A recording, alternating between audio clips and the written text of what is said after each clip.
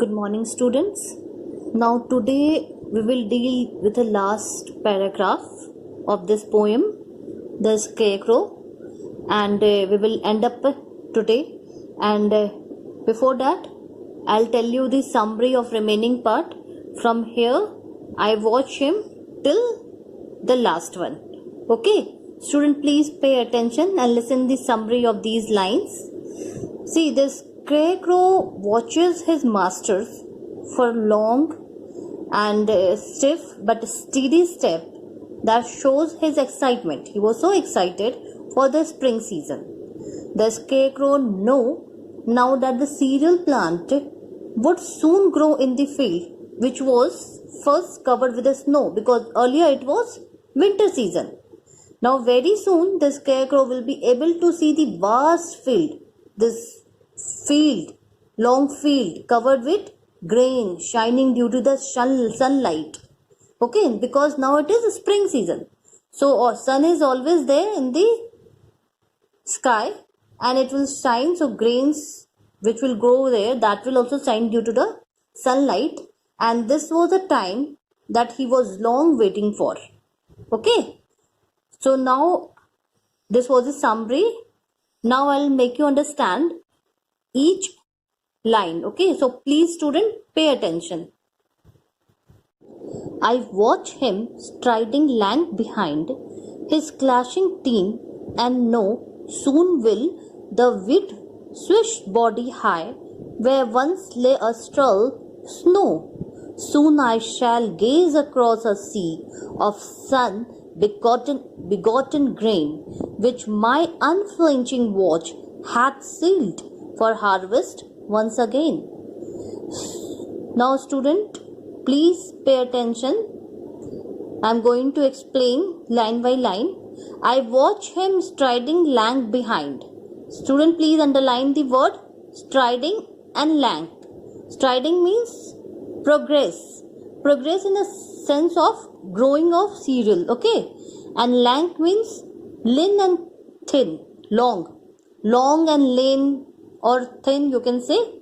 Okay, here it's saying I is referred to here scarecrow. Scarecrow is saying that he is watching these all things. And what he is watching? He is watching him. Here him is used for wheat, cereals, which we are about to grow or which are growing in that field in which scarecrow was placed. Okay. He is watching him striding lank behind his clashing team.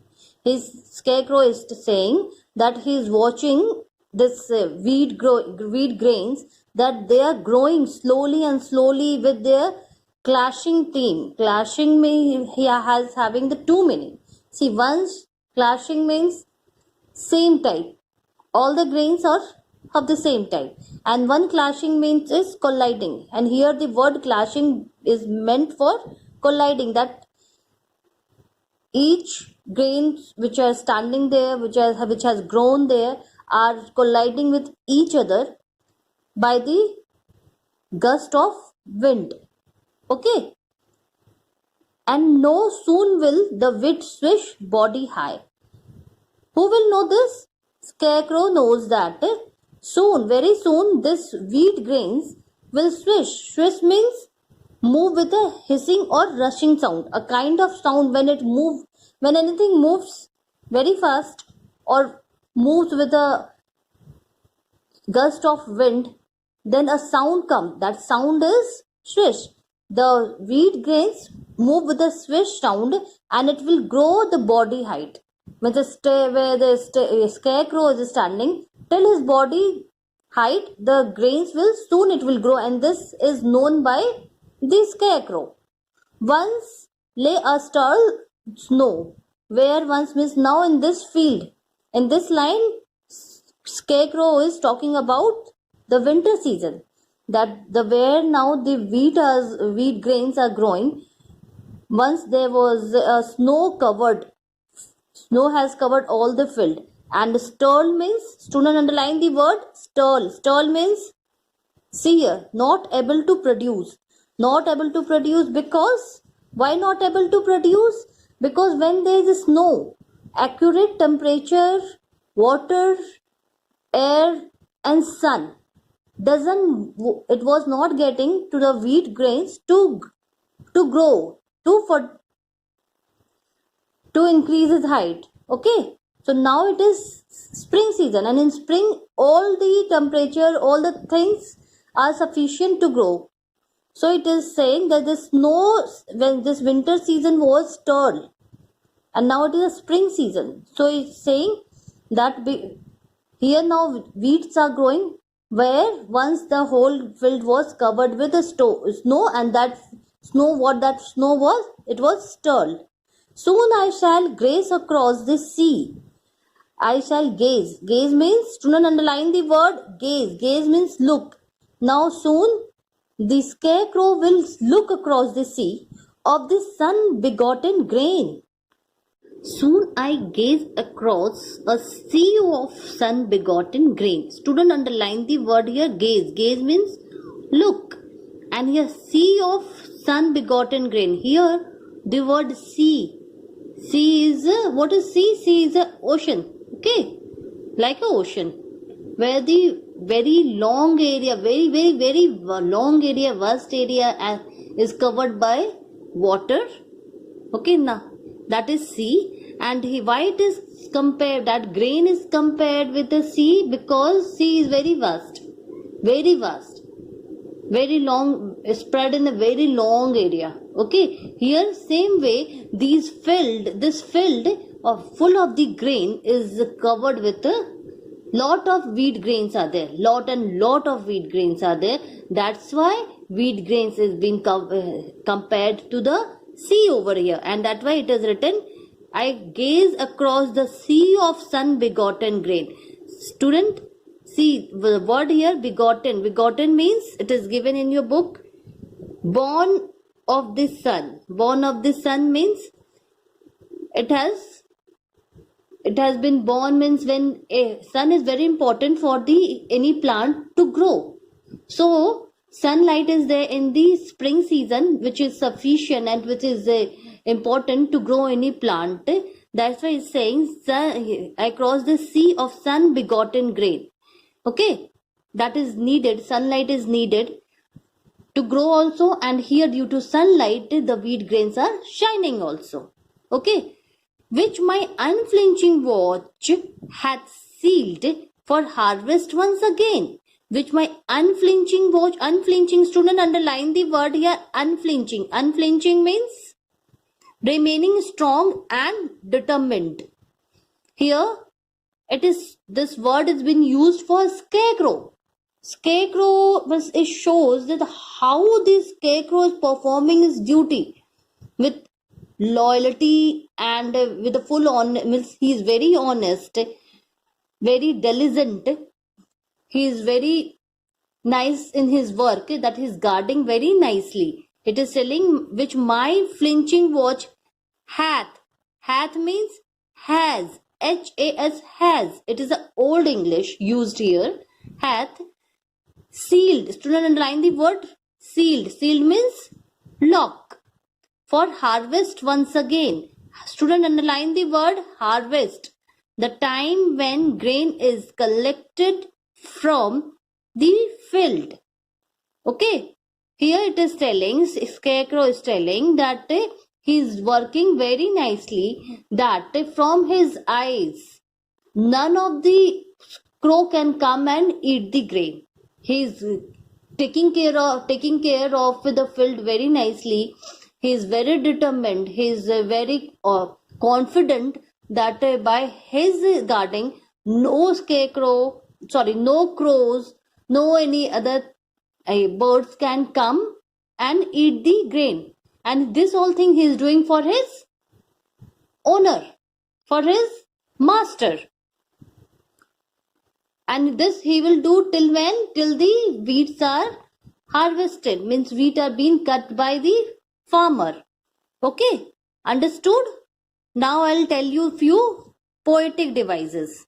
So student, please pay attention what the poetic devices are being used, or literal devices are being used in this poem. That is,